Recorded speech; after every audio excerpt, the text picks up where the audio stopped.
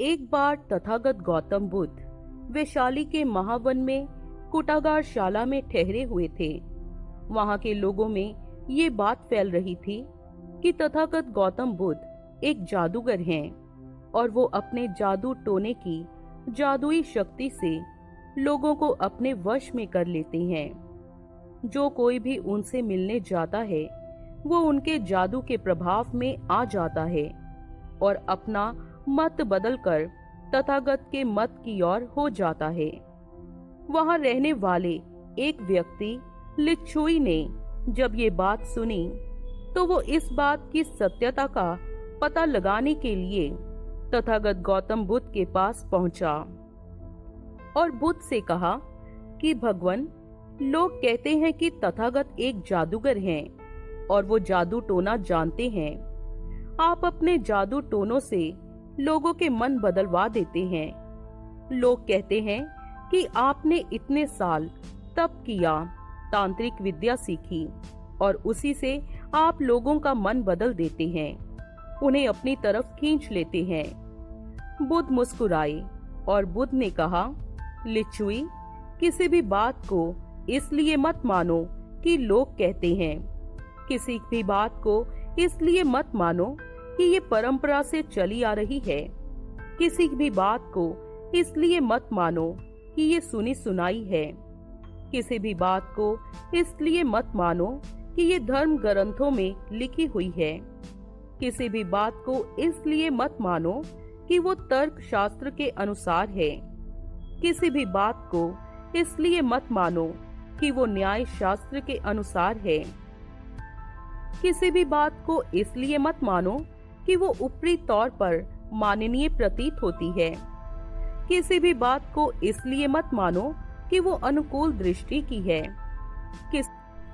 किसी की भी बात को इसलिए मत मानो कि वो ऊपरी तौर से सच्ची प्रतीत होती है, तथा किसी भी बात को इसलिए मत मानो कि वो किसी ऐसे आदरणीय व्यक्ति द्वारा कही गई है जिसकी बात को सब स्वीकार करते हैं और तुम सोचते हो कि उसकी बात माननी चाहिए। लच्छुई ने कहा, लेकिन भगवान, फिर हमें किसकी बात माननी चाहिए? हम सब तो इन्हीं बातों को मानते हैं जिन बातों को आप मानने से मना कर रहे हैं। बुद्ध ने कहा, यदि तुम अपने अनुभव से ये जान लो कि तुम्हारे द्वारा किया गया कोई कर्म पाप कर्म है, या वो कर्म अकुशल कर्म है, या वो हानिकारक है, तो ऐसे कर्मों का तुम त्याग कर दो। किसी भी बात को मानने से पहले अपने अनुभव में ले लो, उसे अपनी सामान्य बुद्धि और तर्क शक्ति द्वारा परीक्षण करो कि ये बात मानने योग्य है या नहीं है। और जो बात मुझसे पूछ रहे हो कि मैं जादूगर हूँ या जादू टोने करता हूँ, तो तुम ही बताओ कि लोग मुझ पर जादूगर होने का आरोप लगा रहे हैं, क्या वो महत्वाकांक्षी नहीं है? क्या वो स्वार्थी नहीं है जो केवल अपना ही भला चाहते हैं? लिच्छुई ने कहा, हाँ तथागत, वे ऐसे ही हैं। बुद्ध ने कहा, ऐसे लोग जब अपनी महत्वाकांक्षा को पूरा नहीं कर पाते तब वो क्रोध में बदला लेने के लिए और अपनी महत्वाकांक्षा को पूरा करने के लिए क्या झूठ नहीं बोलते? क्या वो सब अकुशल कर्म नहीं करते? लिच्छुई ने कहा, हाँ तथागत, वो झूठ बोलते हैं, उनके कर्म अकुशल होते हैं। बुद्ध ने कहा, तो ऐसे लोग अपनी महत्वाकांक्षा को पूरी करने के लिए उनकी महत्वाकांक्षा के बीच में आने वाले लोगों, उनके पथ के बीच में आने वाले लोगों के विरुद्ध षड्यंत्र नहीं रचते और झूठे आरोप लगाने वाले लोगों को प्रेरित नहीं करते क्या? लच्छुई ने कहा, हाँ तथागत, आप बिल्कुल सत्य कहते हैं, वे लोग ऐसा ही करते हैं। बुद्ध ने कहा, मैं तो केवल इतना ही कहता हूँ कि आओ और अपने लोभ युक्त विचारों के वशीभूत मत हो जाओ।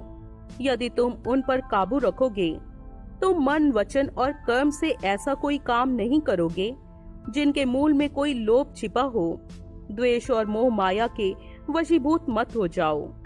इसलिए जो लोग मुझ पर आरोप लगाते हैं कि मैं एक जादूगर हूँ जादू टोना करता हूँ तथा दूसरे मतों के अनुयायियों का मत बदल देता हूँ, वे झूठे हैं, गलत बोलने वाले और गलत सुनने वाले लोग हैं। लिच्छवी ने कहा, भगवान, आपका ये जादू बड़े भाग्य की बात है। मैं तो चाहता हूँ कि आपका ये जादू मेरे सभी सगे संबंधियों पर चल जाए और ये बिल्कुल उनके हित और सुख के लिए होगा।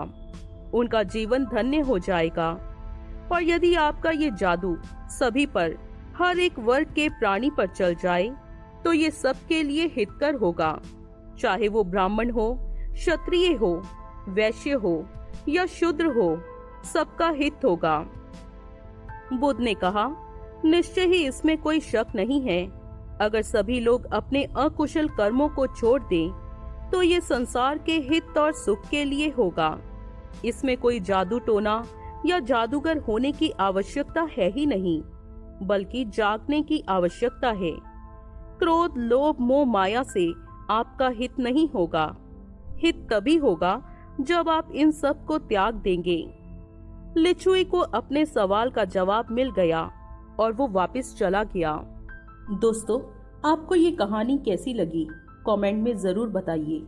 वीडियो को लाइक करें, चैनल को सब्सक्राइब करें। Thank you for watching.